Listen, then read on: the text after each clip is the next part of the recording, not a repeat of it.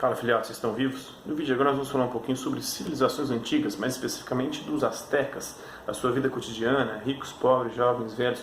Saiba como viviam os astecas. Essa obra aqui é muito boa, bem interessante, bem didática.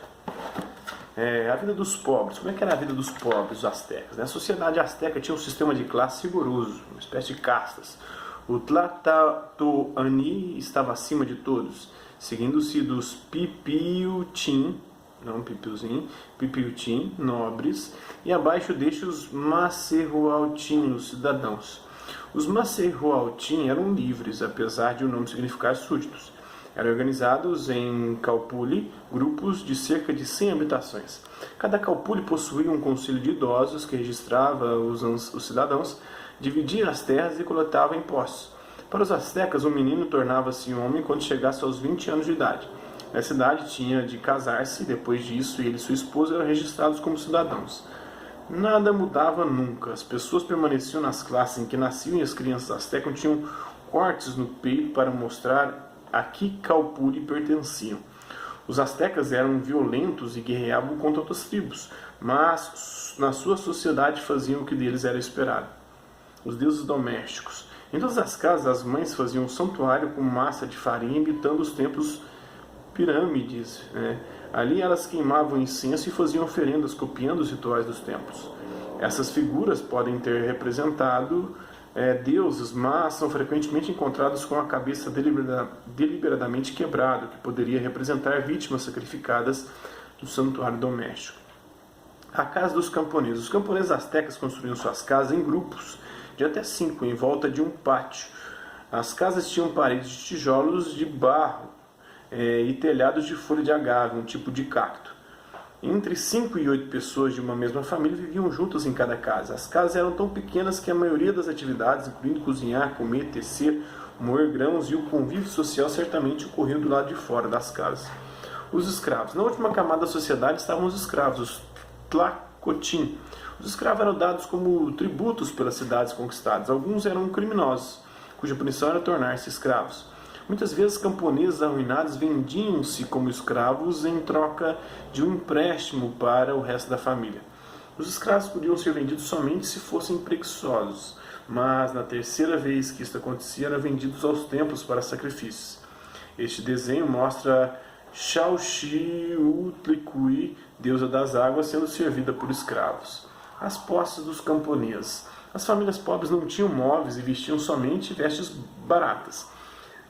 As poucas coisas que possuíam incluíam uma pedra para socar o milho, vários potes e um tapete para dormir.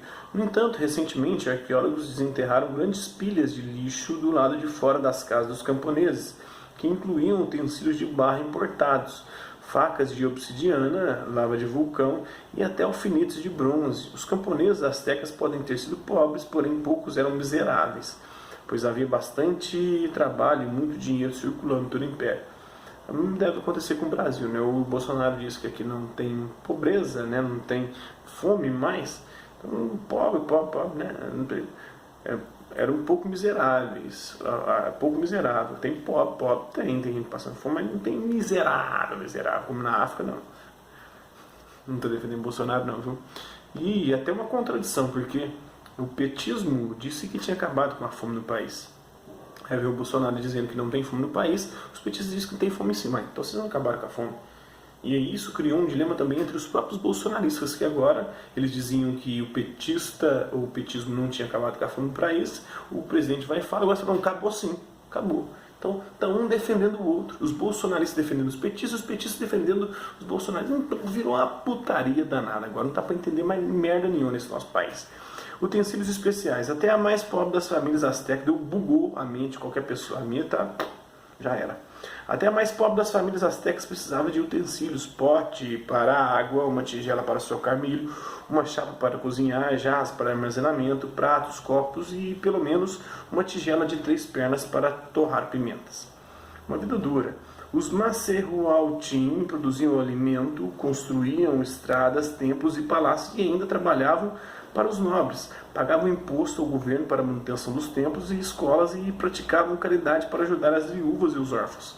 A metade dos bens de Montezuma vinha das Macerhualtim, comuns. Aos Mosse-Roatim não era permitido por lei vestir boas roupas, mas o camponês de tanga sentado ao lado parece estar feliz. Esse é um pouquinho, né, dos astecas, da sua vida cotidiana, em especial os pobres. Né? Alguma das... não posso dizer... dos símbolos utilizados por eles. Espero que vocês tenham gostado do vídeo. Quem curtiu, dá um like. Quem não curtiu, dá um dislike. Quem se interessar pelo conteúdo do canal, se inscreva, ative o sininho, aguarde os próximos vídeos e as próximas notificações. Deixe também seus comentários, dizendo o que você tem achado dos vídeos, sugestões de temas e assuntos para serem abordados em vídeos posteriores. É isso aí. Hasta la vista, babies, e até a próxima.